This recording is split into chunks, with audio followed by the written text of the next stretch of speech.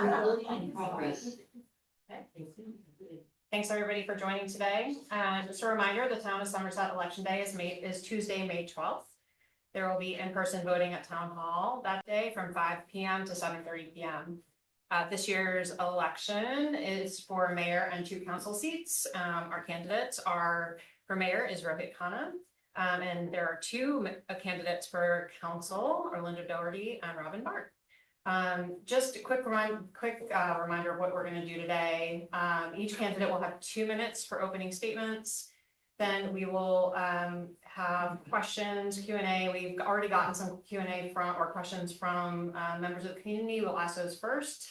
The candidates will have 90 seconds to respond to those questions, and then we will then ask for questions from the audience. If you could write those on a card, we will then ask those. We'll also ask for questions from people on Zoom. We will alternate between live and Zoom, and then each candidate will have 1 minute for closing remarks. If everyone on Zoom could also please mute themselves, we would appreciate that. And I just want to take a second to thank Linda Williams and Justin Bergen for all their help today. So we will start with opening statements, are actually in the order in which they're seated. So we will start with Rohit Khanna.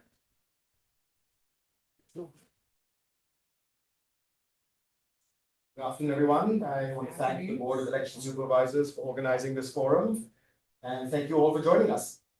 My name is Rohit Khanna. I'm running for mayor. My wife Sherry is also here. We have lived in Somerset for 27 years. Our daughters attended Somerset Elementary, Westland, and BCC.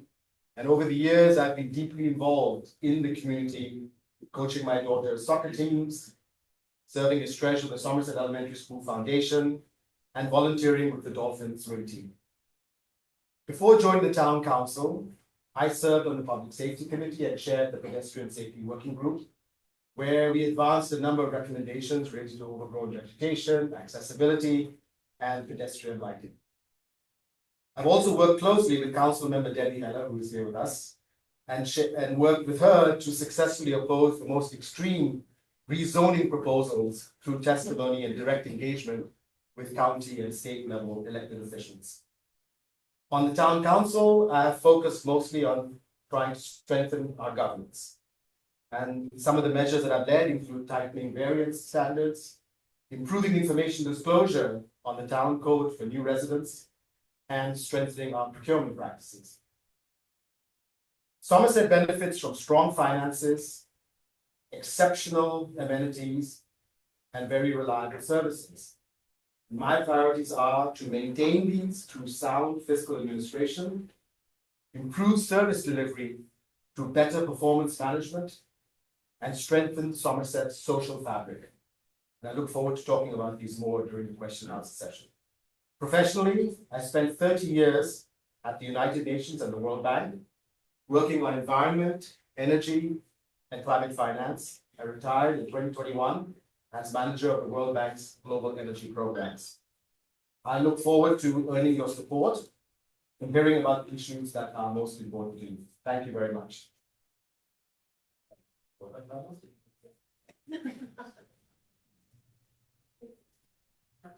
Linda.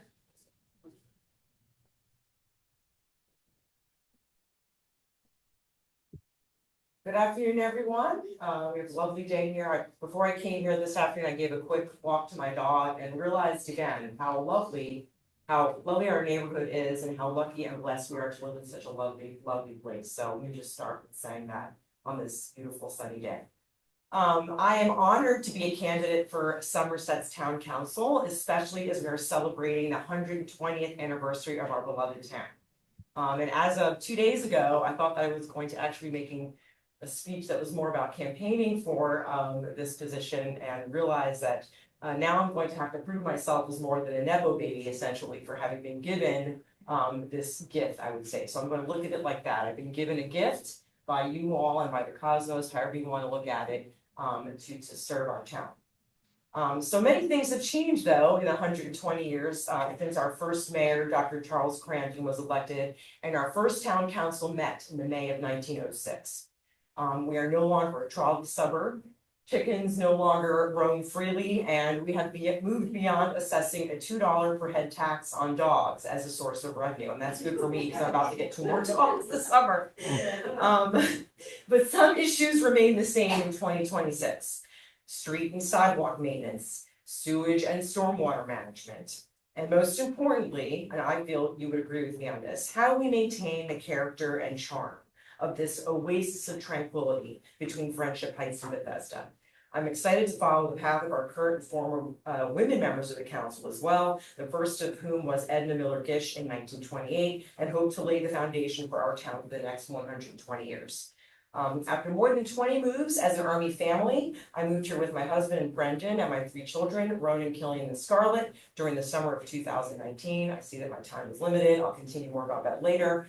About myself, hopefully you'll ask me more about myself, but above all, I want to work hard to ensure that all Somerset voices are heard and respected as we work to execute our town's vision, both now and for the future. And I hope to answer some questions from you later and explain more about my background and how I have a passion for doing that shortly. Thank you.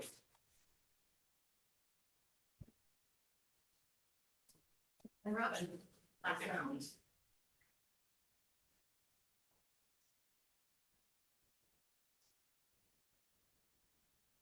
Hi folks, I am currently a council member. I've been a council member since 2020. And I'm running now for hopefully my 4th term and probably my final term. It only lasts this thing so long.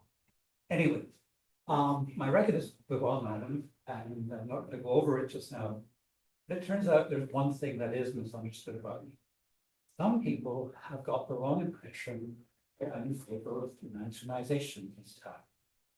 And that is seriously wrong, I assure you. I am not in favor of nationalization. Why did that arise? Why did it happen? That could be said off the. I'll take you back to what I learned from Marty Shaw and Barbara Zuckhaus or Franny Peel, but they were all. And it's what we do in permit hearings. And in permit hearings, what we do is we go through the chapters in our code, construction, trees, whatever. And we only use what is in there to judge whether a permit is satisfactory or not satisfactory. Give you an analogy. We've got 20-mile-an-hour speed limits in Dorset. Imagine a group of residents stop a car driving at 19.5 miles an hour and say, that's not good enough for us. You should be driving at 10 miles an hour because that's the rule for us. 10 miles an hour. Doesn't work. Okay? That person gets very annoyed. That's what happens to builders when we bring up extraneous reasons not in our code. So what I do is determine whether a permit is appropriate if they have met our code, whether that's big or small. And that's it. It's simple. So yes, there are ways to handle this nationalization. It's not through permit hearings. We need to find other ways to do that. That's it. Thank you.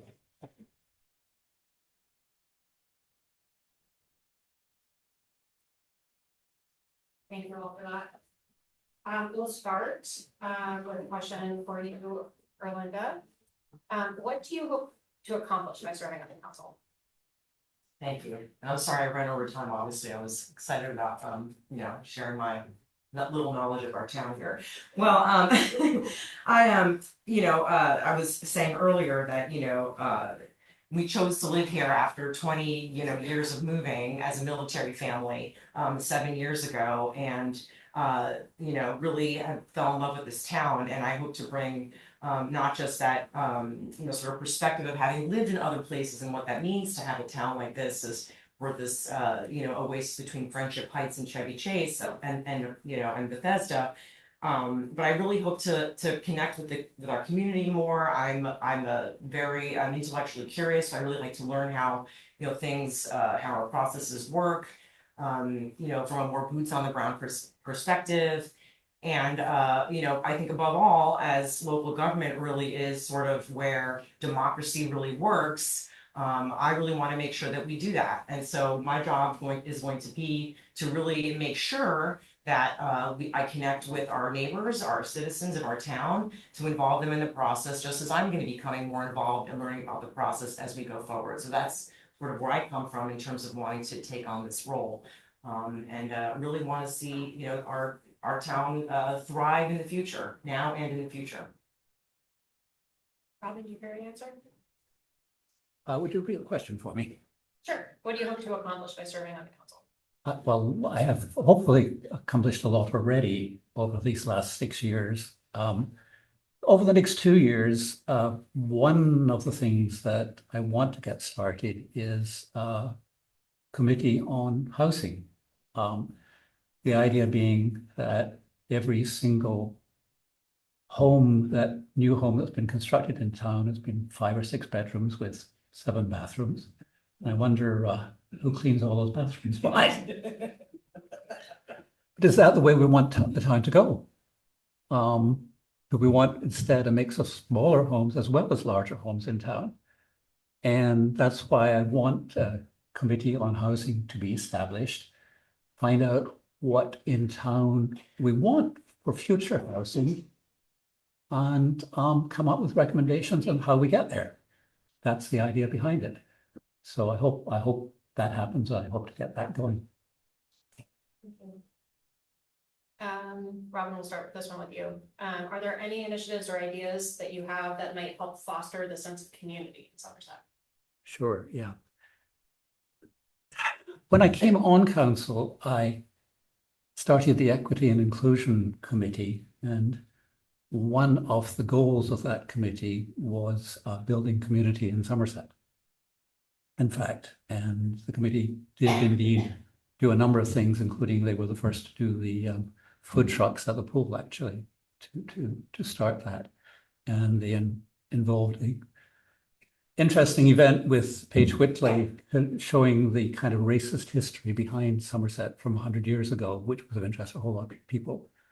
And I really want to revive that committee because it has fallen back a little bit and build the community side of it. But I also support the town's efforts to build community very much, and encourage them strongly in that with the youth council that started, with community events that Linda is organizing.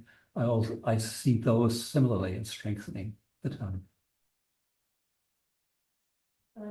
Yeah, so a lot of folks may know me from town because I'm an active volunteer on your Somerset Dolphin swim team, which has been a total connector, I think, for my family, and part of the reason why we've been able to put such deep roots here in a short period of time. So that has, for me, been a big sort of hub for community interaction. But of course, I plan on, in this new role now, going much deeper than that and really making efforts to connect with other residents, whether it be participating on the community, the committees. I know we have about 9 or 11 committees, I think, that we're looking to sort of review and understand how we can access those better. But in this first year, I think that I will take a lot of time to get to know residents. I will make concerted efforts to do that, and review what works with our town council and what doesn't. I have this idea that not only as a local government are we required and charged with maintaining our infrastructure, but I'd like to put together something like an idea structure, if you will, where we really are really looking to connecting with our residents in a way that is lasting, that is diligent, to involve citizens in our process so that we're all connecting and communicating before items come to the town council. So whether that is through the committee structure, whether that's through other things, rest assured that I will be looking and reviewing out what currently works on our council and what might need changing, and for sure we'll still be on the Dolphin swim team this summer. You can find me there for sure. Go ahead. Yes, as I'd mentioned in my opening remarks, I think strengthening Somerset's social fabric is a high priority for me. Surely of course the pool is the center of that. But there are, about more than 250 families who are not part of the swim team. And so clearly we need to have a town approach that covers the full range of ages and households. I think we have many excellent activities. I think the party we had last weekend, the House and Garden Tour, showed that there is tremendous appetite to do more community-wide events and activities. I think there's a plan to have Mahjong night here at Town Hall. I think there are many possibilities of doing more things like that here in the Town Hall, especially in the non-summer months, when the swim team isn't taking up sort of the core of people's time and other activities. So I do plan to make some proposals to the council for strengthening community engagement and putting in place a committee structure to really work with the town staff to have a comprehensive plan for such community building. Right. Well, you all spoke about the pool in one way, shape, or form, so we did get one question about something about the pool from one of our residents. The town pool is an incredible community resource and gathering place that all can and should enjoy. Yet when I ask for the town to invest in items that do not directly support the pool itself, e.g. new ping pong table, toys for children, playground, etc., it's often a fight to secure resources since I've been told those items are not part of the pool budget. Can we count on your support to ensure the pool has up-to-date and ample non-swimming toys and equipment for children and teens to use?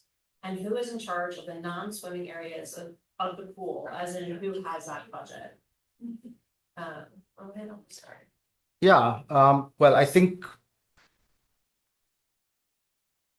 the town has a very effective committee structure, and that I see the committees as the link between residents and the council and mayor. And so the answer on this specific question is the pool committee.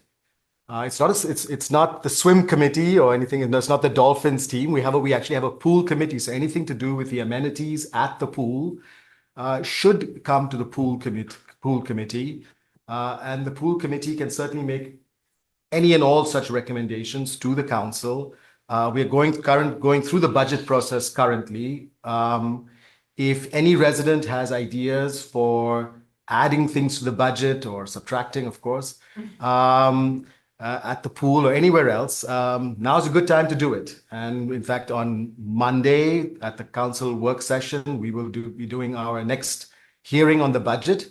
And so I encourage this resident or any others to come forward with ideas for enhancing the experience at the pool. And in future, as I said, work through the committees. The meetings are announced in advance. Speak up, show up, and make a difference through participation.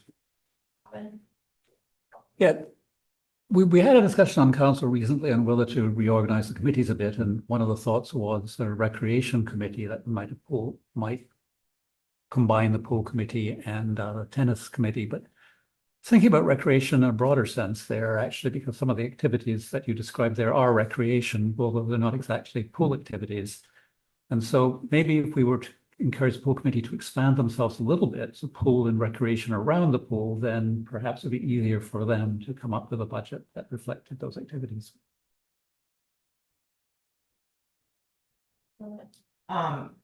As I guess the newbie here, of course, I'm going to do my best to figure out exactly what is working on our committees, what needs to be perhaps revived and looked at.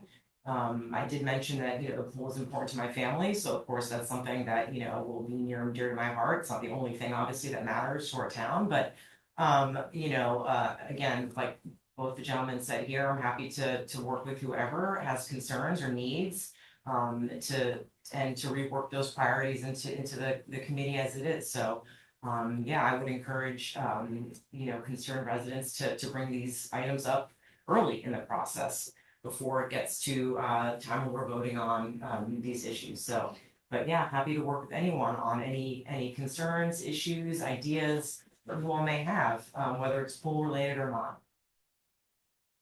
Well, speaking of the budget, let's turn to the budget for a second. If budget cuts are necessary, what should be cut next and why? And on the flip side, if more revenue is available, what 2 new priority items would you recommend and why? And Robin, let's start with you. Right. Well, I was one of the creators of the rainy day fund, which Phil Young was the major driver of that back then, which is now fully instantiated, which means that even if we have a drop in revenue, we have a rainy day fund to, in fact, keep our budget in balance for quite a while. Still, in theory, I can ask what can be cut under those circumstances. I don't think that's question really is, do we cut things or do we ask residents to start paying for things more? And so the pool is currently free to residents. Do we start charging a little bit? The guest fee is currently $5. We send it up to $6. Do we approach it that way rather than actually cutting particular budgets? That would be my approach. On the flip side, do you want to talk about what priority items you would have if you could add things to the budget? My list is too long. Really. I mean, there are a lot of things that we can be doing and should be doing. We're going to be having a discussion about restoring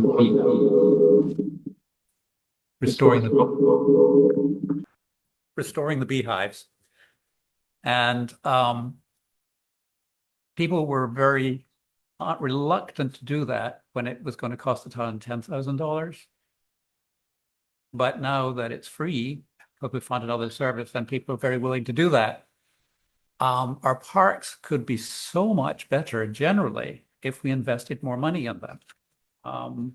One of the ideas I have is we should make them bee friendly, which means planting flowers that will bloom at different points of the season from April through October. It requires money and resources. And if we've got those money and resources, it's a very useful thing to do. Thank you, Robin. I'm gonna have to cut you off, but we'll turn back to that. Just the top of my list. All right, Erlinda. So we are really blessed right now to be in a good financial position, and I'd like to, sort of congratulate this council and our mayor for putting us there. We have a surplus this year going into FY 2027, about $280 million, which is making our reserves, around 3 million at this point. So we're in a really good space. Now, if, unfortunately things were to turn, and we always have to plan for that, we would have to make some tough choices. I think, again, the new person coming in here, I have to do some serious reviews about where we think we could make some discretionary cuts. But I would say for sure that it would not be infrastructure, which in fact would be something I would, if we had more, we were in a place.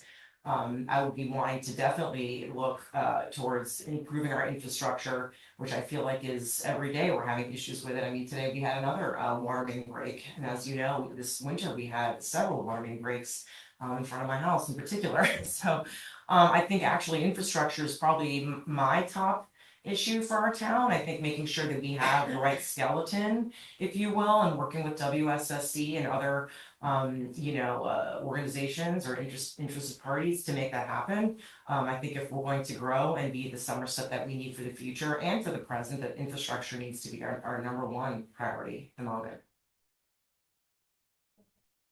Yeah. On the question of, if we had a budget crunch, I mean, I think I agree with Robin. I think obviously we'll need to look at things like fees and so on. That said, taxes pay most of our budgets. So, and we have the only thing we control are the property tax part of it, which I don't think there would be much appetite for increasing.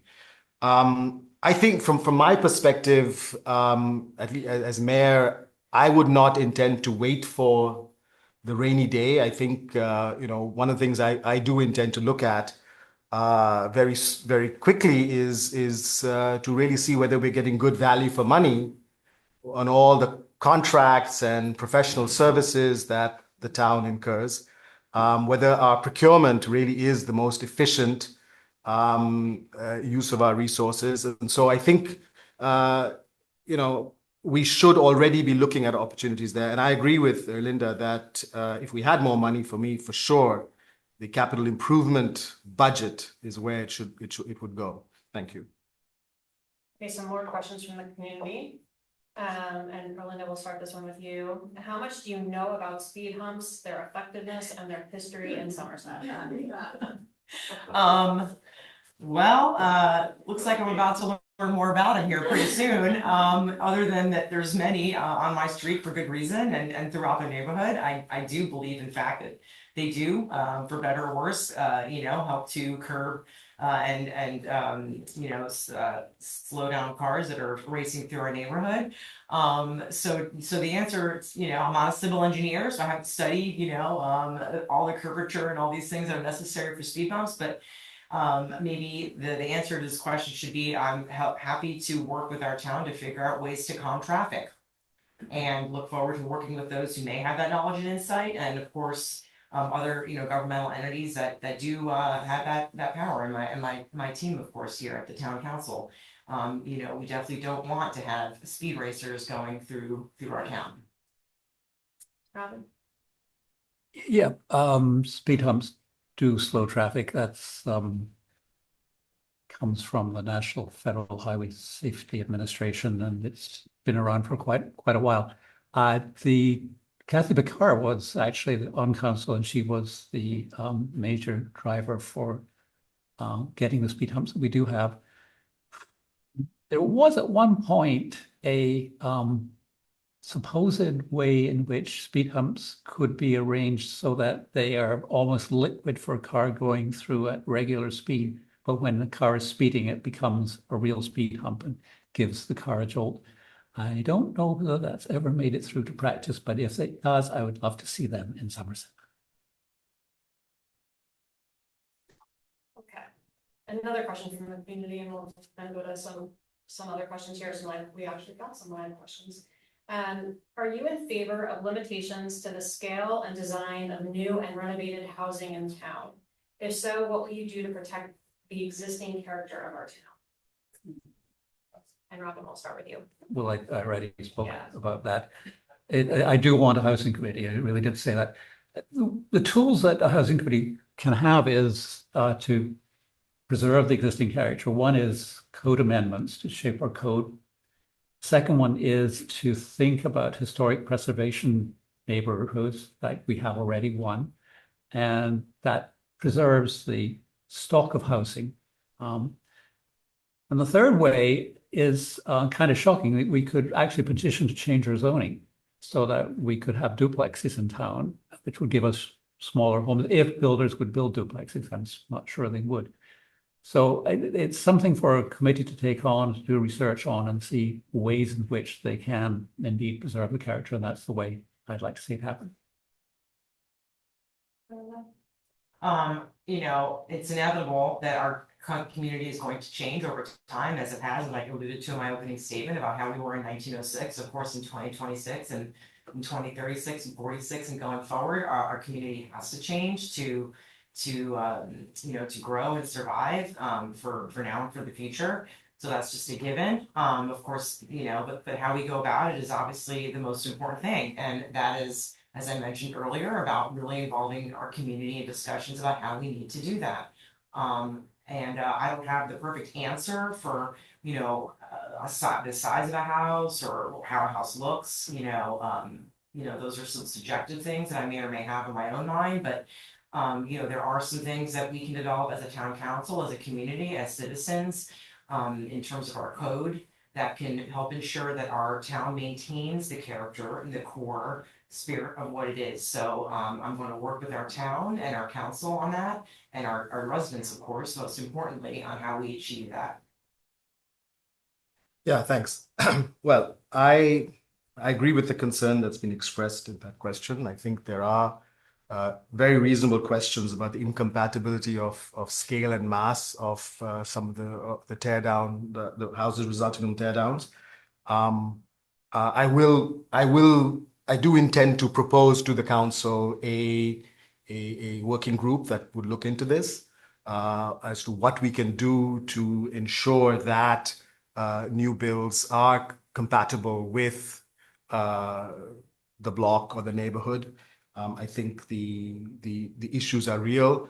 I think one thing to keep in mind is that a lot of people talk about, the canopy loss, the loss of privacy, sunlight, etc. But there are also implications for everyone's tax bills.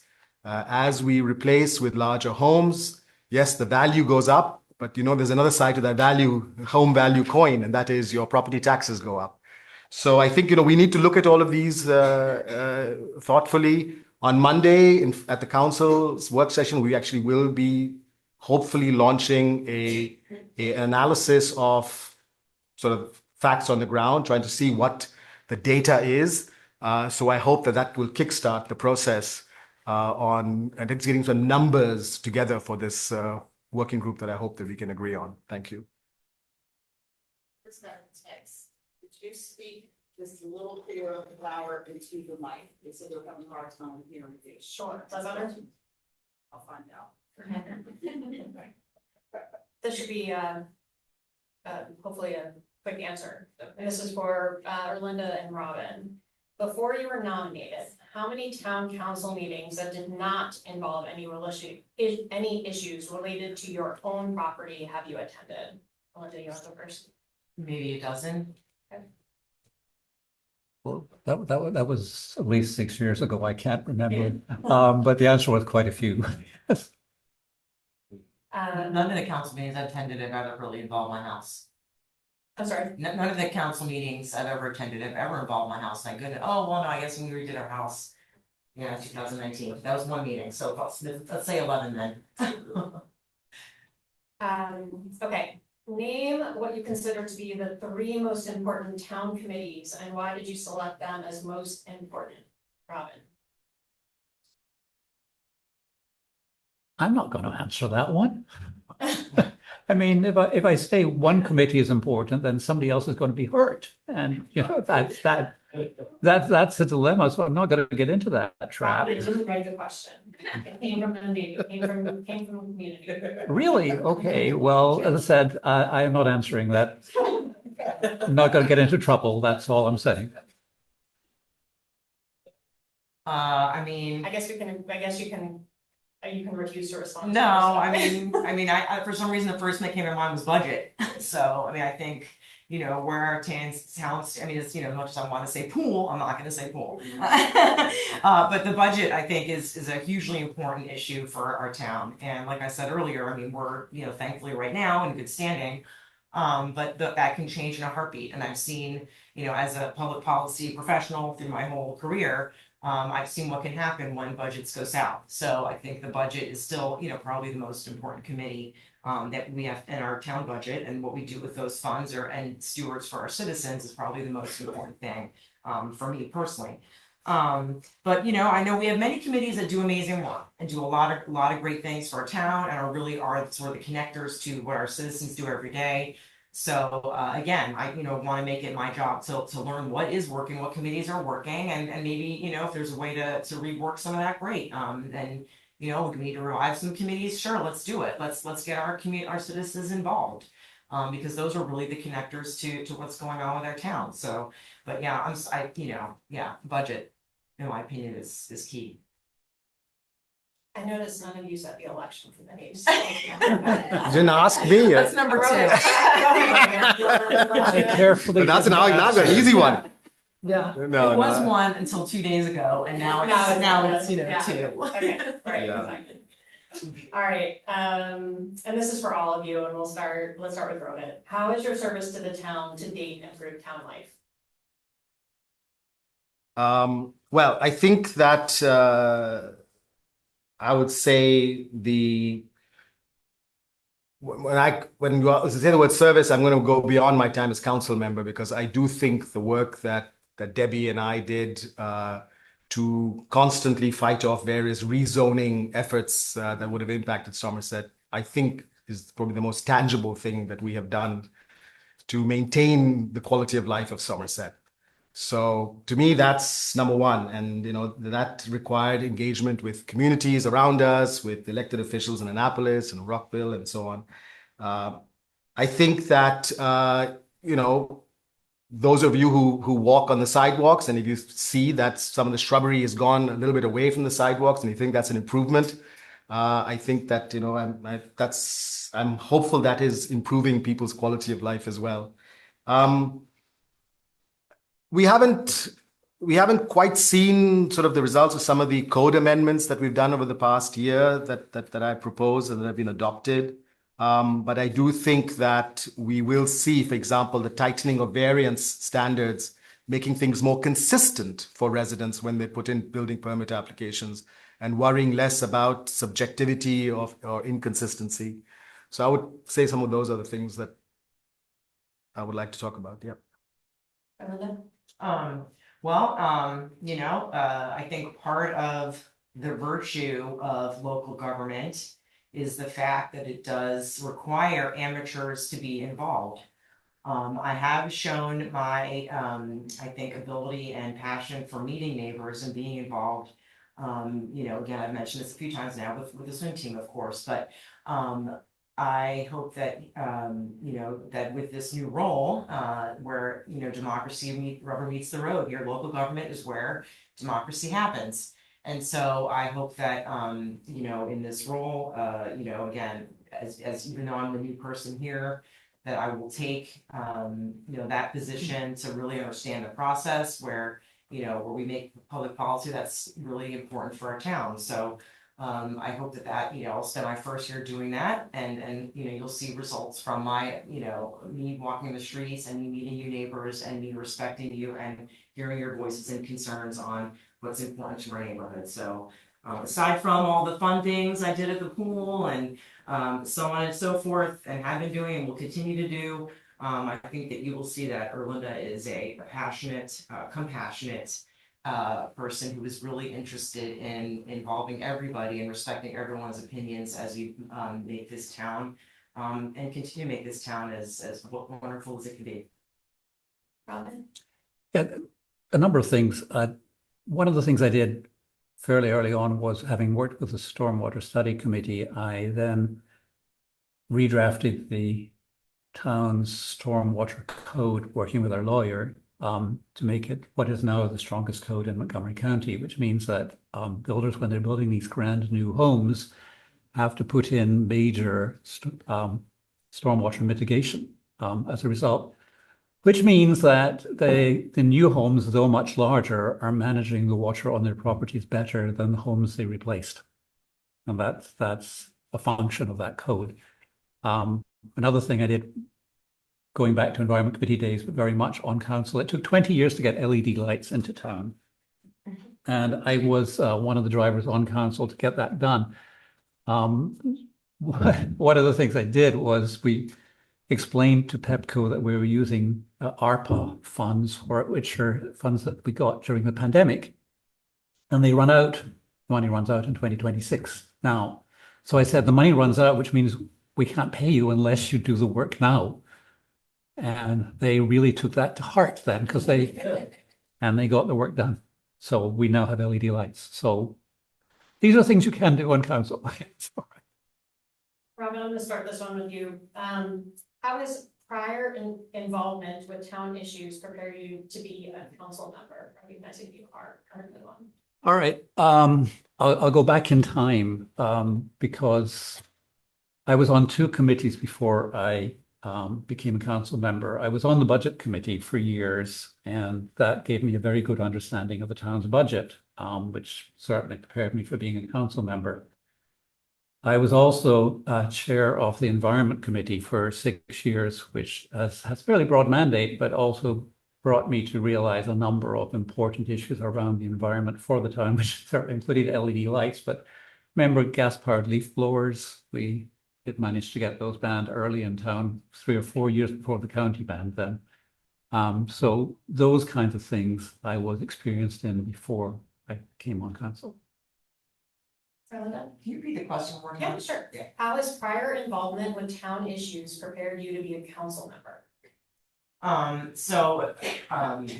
We moved here 7 years ago, made Somerset, our permanent home after 20 years of Army moves. Made it my role to get my family settled first and foremost after we moved here. And slowly over time, again, became involved in some volunteer activities at the pool. And, I don't want to go through all those because we've talked about them already, but, I bring other experience to this town in addition to being, I think, an active member. of Trent Street. You know, and I didn't get to go into this when I was giving my opening remarks, but, you know, I went to Rutgers, it's a little bit about me. I went to Rutgers University and Georgetown University, School of Public Policy, where I met my husband, and I've had son. And then, I've had a 25-year career in international, federal, and state government affairs. And so in addition to my personal interest in civic involvement here with our town, you know, I feel that I bring some experience from the public policy making world to help you know, ensure that our, you know, views here as a town are being shared in Annapolis when those views may or may not be shared. And so as Rohit mentioned the bill earlier today, that would have removed you know, our local ability to do zoning laws. So anyways, a lot of the experience I have is, you know, I think that I'm going to bring to the town council. Okay, I'm Linda, excited about. sorry. Okay. All right, we'll move on. We did get some questions from the audience. Sherry, do we have questions from the Zoom? Okay, so we're just gonna go ahead and take those from the audience. So the first one, Rohit spoke of fighting zoning changes. Is maintaining single-family zoning a goal you support, separate from curbs on developers? Why or why not? And Rolinda, why don't we start with Can you you? repeat the question again? I'm sorry. Yeah, of course. Rohit spoke of fighting zoning changes. Is maintaining single-family zoning a goal you support, separate from curbs on developers? Why or why not? I moved to Somerset because of the fact that we had you know, certain characteristics of this town which I don't want to see really change. You know, single family homes are what our neighborhood is really all about. And so you know, I may regret saying this now, but you know, I moved to Somerset because we all have lovely, you know, modest, some historic as well, single family homes. And so that is something I would say that I, you know, support. Robin? Right, well, I, of course, have said that and Rohit has said the same thing, actually, that we need some housing, study group housing committee. But one of the things that I'm encouraging the housing committee to think about is, do we need zoning changes? And it should be coming from the residents rather than me. I have said previously that if we want smaller homes in town, then we're going to have to consider duplexes. It's about the only way we're going to get smaller homes in town now. It's true.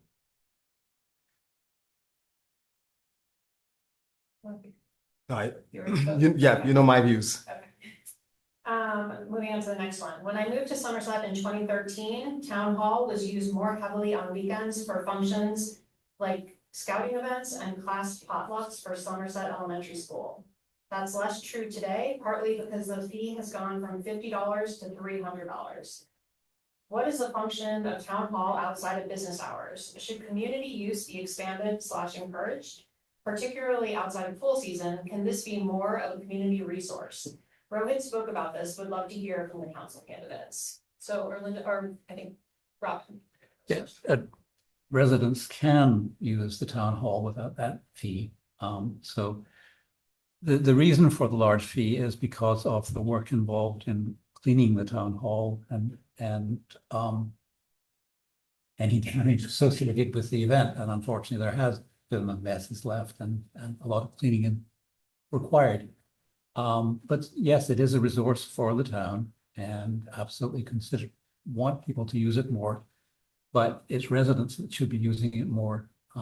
That's what it's for.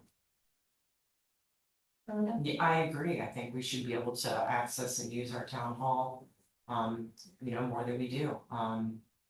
You know, so I agree. I'll just drill down on that one a little bit more. Can either of you say, are there specific things that can be done to make it more of a community resource? I mean, we can advertise its availability for residents more, I suppose, but we do that periodically and that it is on our site, saying that it is there. We are holding community events in it already. The number of talks that the communications committee is sponsoring happen in the town hall. So it is very clear that it can be used for the community. And I'm hoping that is a signal to others that it is available. I'm gonna have to look and see what is not working and make a determination on that. I mean, if there's an issue that our town for some reason, residents don't know about its availability, yeah, we'll have to address it, but I don't wanna make, I wanna look and review what the issue and concerns are before I propose any solutions to our town. My family moved to Somerset because it seemed like a place that valued children and childhood. Some of the things that drew us, sledding on Cumberland, the school that drew most kids in the neighborhood, have changed. Others, like the pool, remain wonderful spaces for kids. As the number of children in Somerset declines, what can the town do to serve its children and draw young families? Linda, start with you. Again, with young kids or younger kids, now they're leaving now, I guess, I have one daughter left at home who's now in this, room. I love that question because I would totally agree that, one of the things that's amazing about Somerset is that we have all generations living here. I plan to be here until I'm, God takes me away, and I would love to have more younger families here as well, so that's a really good question, and I'm glad somebody brought it up because it'll be something that I would want to research and figure out how we can do more of. I know that one of the things that we were working on, at least at the swim team level, was how to recruit younger families too, to get their children involved with the swim team. I know that my kids have been involved with the minis, as we call them, and trying to get younger members to feel a part of that. So if that's the natural hub for, helping to loop in younger kids, that would be great. But I'm sure there are many other ideas that our town has for how to do that, and I'm looking forward to working on that because absolutely I want my kids to also have their kids here. So I'll be very interested in that as well. I'm curious to learn more about the data behind that question because I looked at the 2000 and the 2020 census data, and it seems to have the opposite numbers in that because the number of households in Somerset with children under 18 has increased from about 1/3 to almost half in these 20 years. The proportion of U18s, under 18s in Somerset has gone from about 25% to about 32% of the population of Somerset. So the census data, unless I completely misread it, which is quite possible, doesn't seem to back that up. Now, I know there are issues regarding school enrollment, and there are certainly issues with respect to dolphins enrollment. The number of dolphins is of children registering the swim team in the last 4 years is 20% less than the previous 4 years, if you keep the COVID year aside. The number of families participating is down 20%. So there is definitely something that we need to look into as a town. I don't know how much we can control school enrollment, but there is some sort of a trend that we do need to, as a council and as a town government, we should study a bit more to understand. And maybe there are external factors that are going on as well, which I'm sure there probably are. Robin? Yeah, our own son chose to live in Hyattsville, which is in Prince George's County. It's 35 minutes away because Montgomery County prices were too high, quite simply. And when new homes here are running at close to $4 million, that's too high for most very young families. It's not just Somerset, it's all of southern Montgomery County. It's got the same problem. Prices are too high. And so how do we solve that problem to keep young families? And yes, kids under 18, but I'm talking about kids under 2, actually. Very young families, in other words, that we're not seeing. And that's a challenge. And actually, it's one of the challenges that I would feed to the Housing Committee, saying, look at the demographics around us. Are those kind of demographics what we want? If not, how do we get those demographics by changing the housing that we have? It's one of those questions. Well, we have another housing question. So far, it has been proposed to form a housing committee. Would you support, number 1, duplexes, number 2, height limit, and number 3, a maximum max? Robin, I'll start with you. We have recently put in a height limit on homes actually. So that already is in the books and I did support it. So that's the answer there. Not so much mass, the term is FAR, which is floor area ratio, and it's something that the town of Chevy Chase has that we don't have, and it refers to the square footage in the house as a proportion of the square footage in the yard. And what it does is ensures that the home that's built is proportional to the yard it sits in. And so that is one way of improving our code by introducing something like that. I warn you, the town of Chevy Chase tells me that it made very little difference to the houses that in their town. I won't go into I know the reason for that, but I won't go into the reason for it. So yes, there are things we can do, but it's more than just code amendments. I'm going to look at and review in concert with our citizens and our town council on what are the best ways to ensure that we're once again keeping the charm and core and spirit of Somerset, in what we need now. I mean, height requirements are, reasonable, and of course, the town council's already passed those, so I think, yes, that's, a pretty reasonable thing to do that our town should do. But with regards to other code changes and amendments, I'm gonna be working with my council members here to come up with the best ways to do that. Again, incorporating our citizens on every step of the way in that matter. So I agree with Robin. I think we do need to look into floor area ratio. I think the point he's making is correct, that there is no one single code provision that will prevent doing what people are concerned about. I think that it needs to be a combination of probably some sort of lot coverage ratio with a floor area ratio with with looking at the setbacks and so on. So I think that there's good reason to have, first of all, a bit of a data analysis, which I hope we'll kick off after our meeting on Monday, and I hope we can have a group that looks at it. On the question of, you had a question on duplexes there. Is that correct? Was that one of the questions? Would you support duplexes? Would you support duplexes? Yeah. Well, firstly, we don't have the power in Somerset to decide that. That would be a rezoning question, which has to be done at the county level. I would not be in support of it unless and until there is first a clear town strategic plan to deal with mass and scaling of new build. And only then would I be willing to have a conversation about multifamily dwellings. Thank you.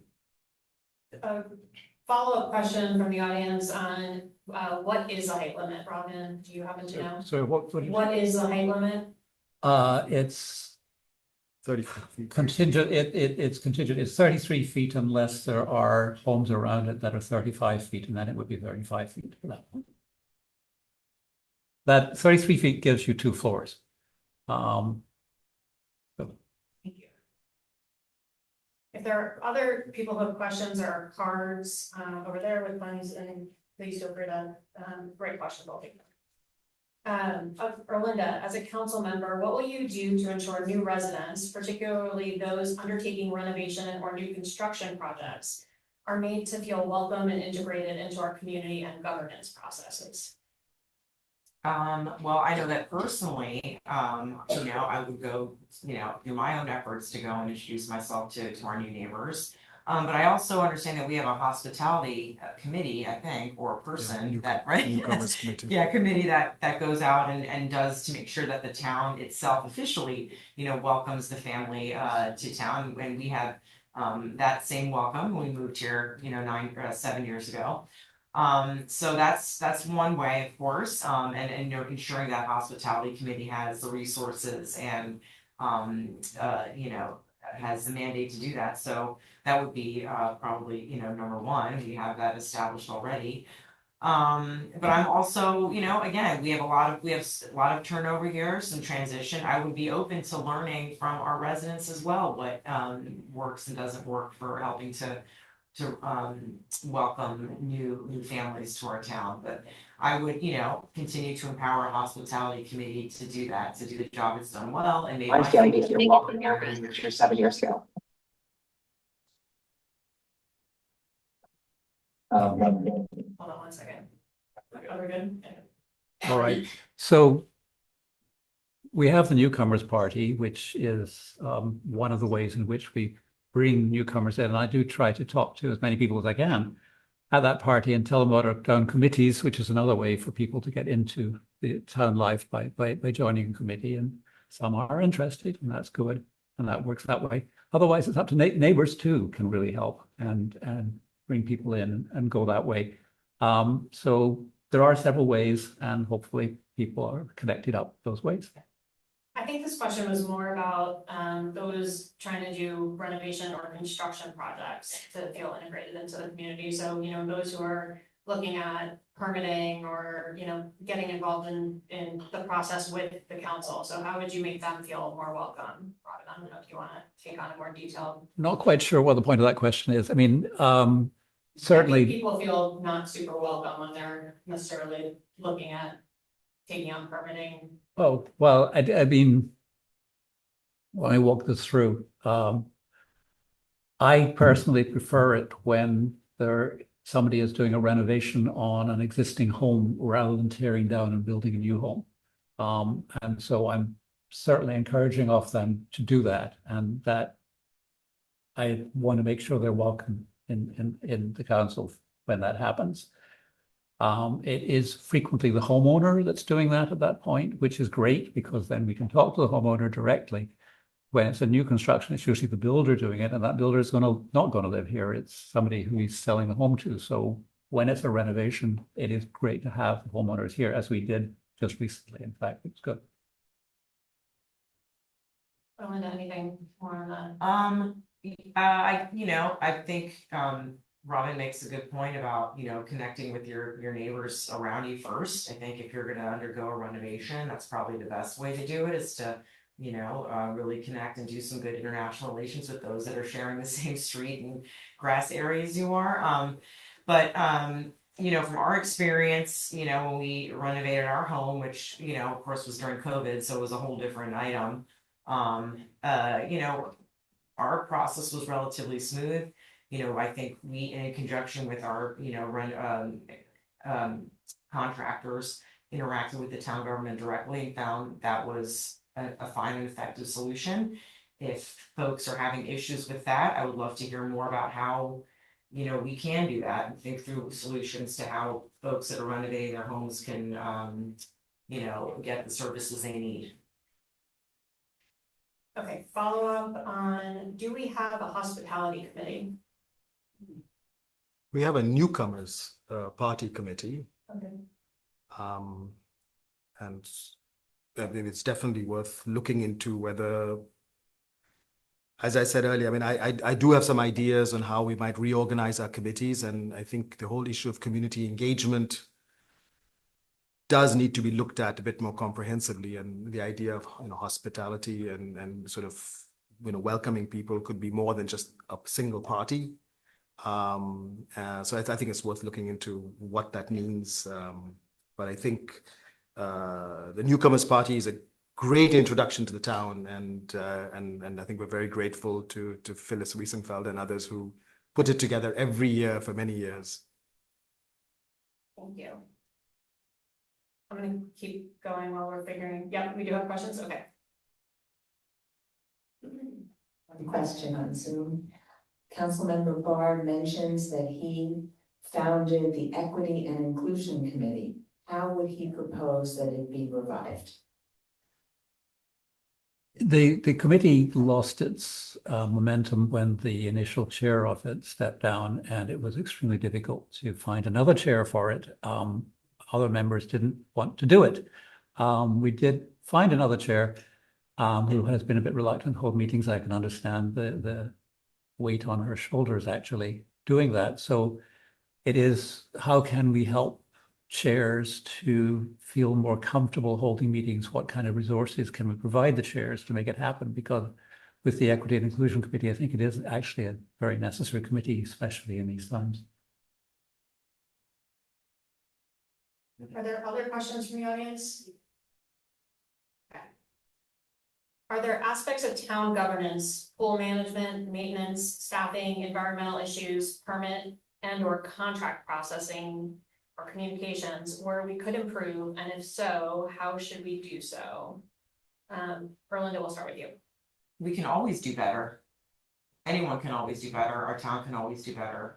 As citizens, we can always do better. We can also be more involved and engaged and decide ourselves that we're going to get more involved. So kind of hearkening to almost to the previous question about how we can revive committees. I mean, yes, we can create these committees for the town council, and that's important that we do that to give the channels for our neighbors to participate. But our neighbors also need to step up and need to be involved and want to be involved and make that extra effort too. So I think I'm happy to, and we'll spend a lot of time learning about what works and what doesn't work, you know, with our fellow council members here with respect to committees.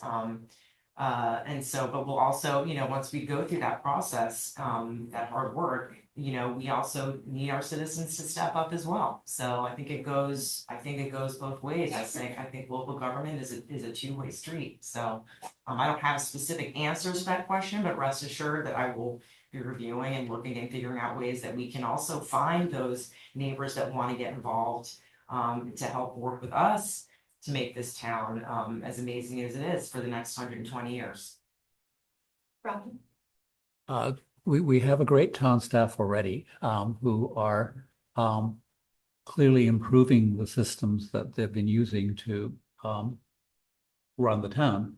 I would like more attention to the website.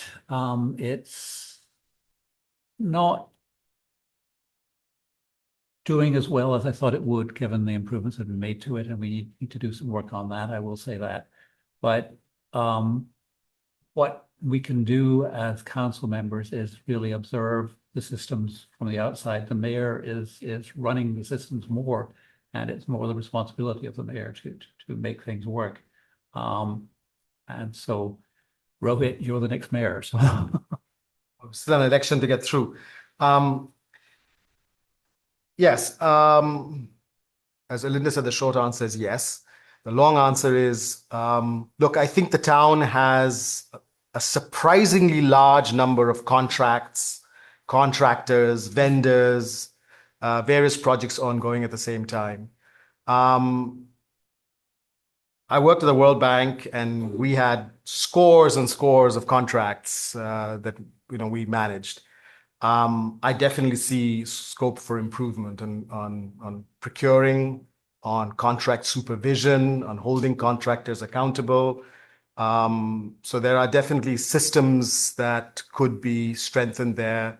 And I do intend to draw on my own professional experience, but I know there are others in the town who have also experience in contracting and supervising large, complex projects, who might be persuaded to contribute some of their time to help us think through how we can improve that. So there is definitely, I think, the one area that I would intend to focus on is really looking at this whole area of contract management and making sure that every contractor has a clear project plan, that we have a system in place to hold them accountable, and that the council gets regular reporting on and better reporting on the status of each project. Thank you. Turn it over to you, Shane. Another question on Zoom. Can you ask the council candidates if they would support creating more historic districts in the town? Robin, you want to start? Yes, it is one approach to preserving our current town. I think it is a reasonable approach to handling some of what is called now New Somerset, because New Somerset is 70 years old and not all that new anymore. So keeping the 50s era look of parts of that area by you creating a historic district makes sense to me and is a good way to actually keep our housing stock as it is. So I'm in favor of expanding our historic districts, yes. I think that creating historic districts is one of the tools that a town has that can be used to maintain the character and charm of the neighborhood. So if it is decided that we have, you know, a certain critical mass to do that for certain areas of our town, I would absolutely be open to it. I think we just need to really understand what, you know, what the restrictions are and what the, you know, drawbacks are of doing that as well. But again, I think as a town, we have the ability to and should review, you know, all the tools that we have as a town to maintain the character and charm of what makes Somerset so beautiful. Can you ask the council members if they would support having pickleball in town? I'll tell you, sorry. Oh my God, this is like the hot button item here, right? It's so funny. And just Pickleball, remember, this will be on the listserv for the next 3 days. I mean, my kids love pickleball. I've never played it. My kids like it. You know, I know we have a big tennis community here too as well. So I don't see why we shouldn't have the ability to enjoy pickleball here as well. But I mean, again, I'm not gonna, you know, be the one mandating all the decisions here. You know, we'll have to, you know, figure out the pros and cons and talk to all the, you know, to make sure that it is something that, you know, our town really, you know, can support and get behind. But I'm all for, you know, recreational activities and things that bring people together and revive and enhance our neighborhood. So if it's one of those things that we can do as a town to bring people together and use our outdoor spaces and create community, then sure. But again, it's something that we're gonna have to discuss the town and decide as a, you know, in the consensus building process. Robin? I'm still suffering PTSD from the meeting that we had on pickleball where the opposition to it was extremely loud and ferocious. And It was noisy. I have arranged to be absent the next time it comes on council agenda. This seems to be the safest way to go. The problem with pickleball is it's very noisy.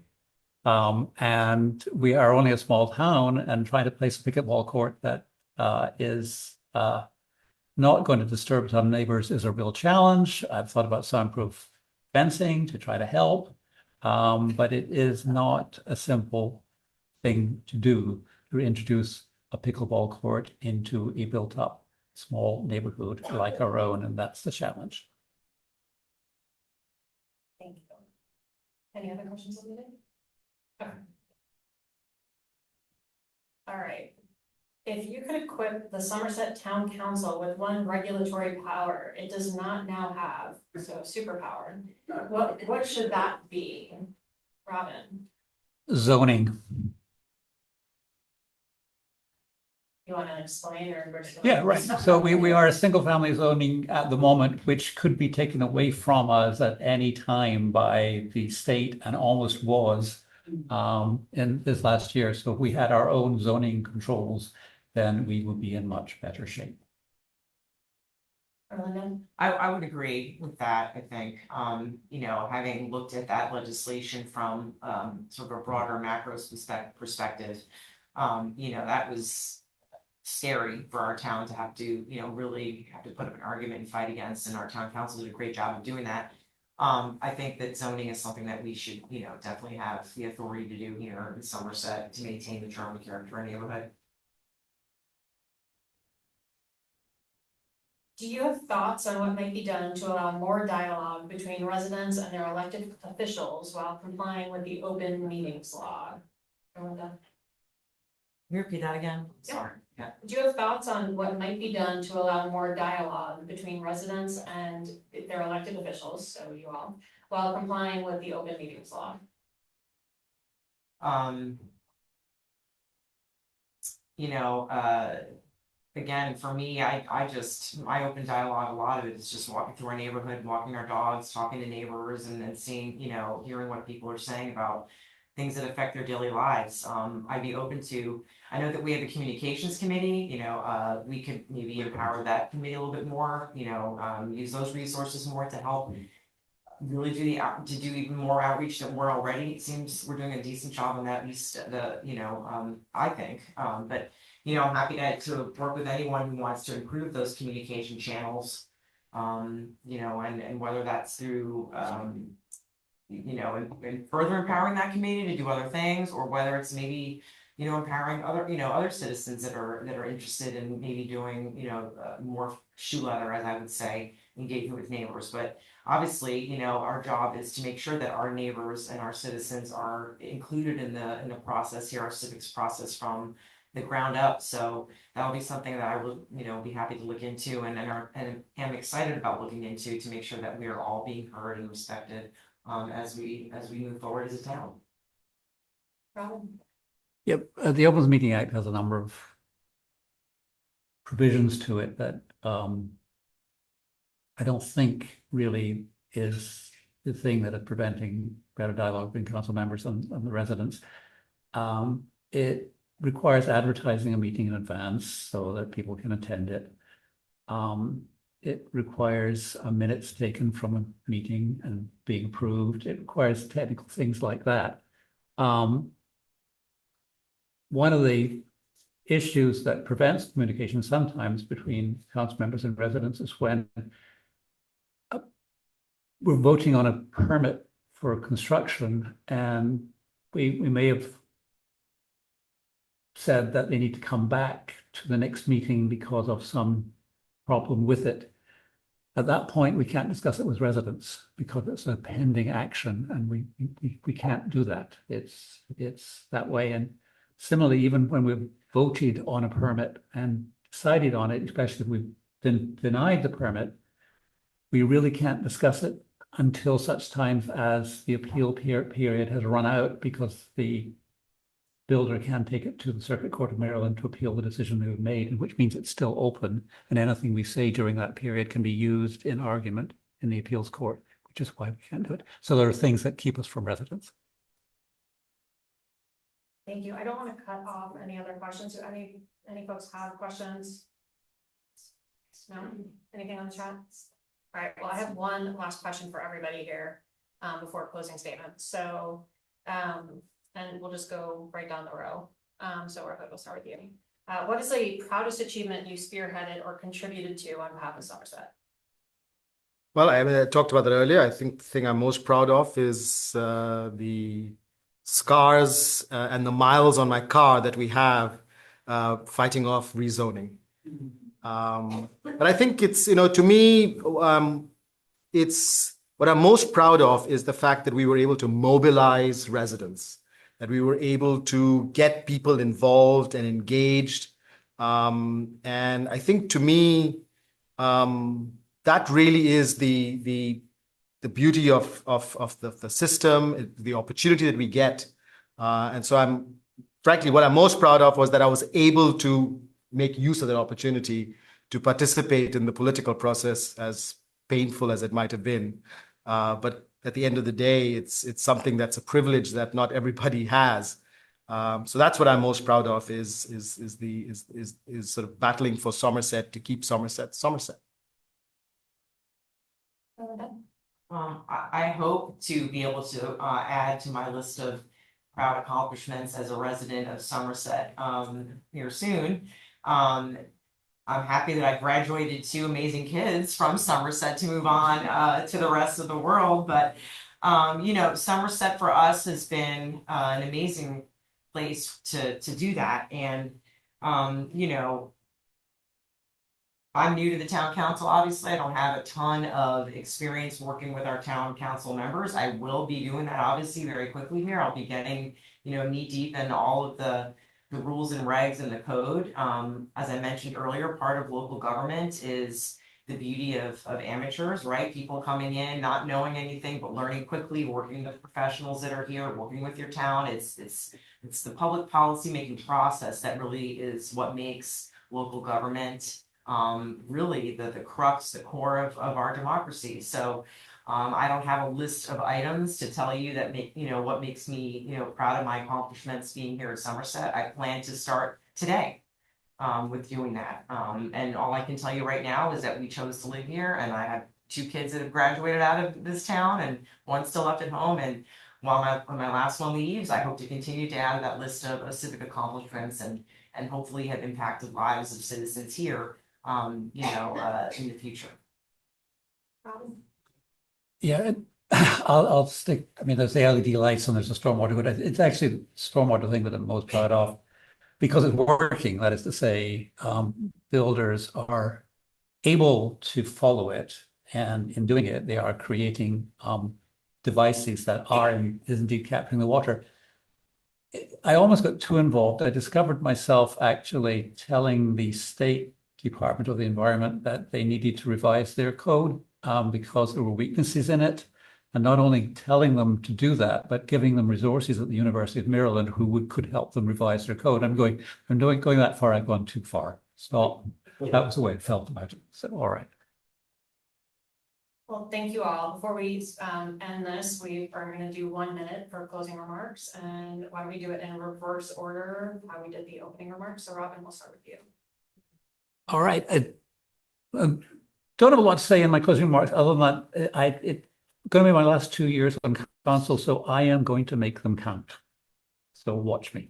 And that's it.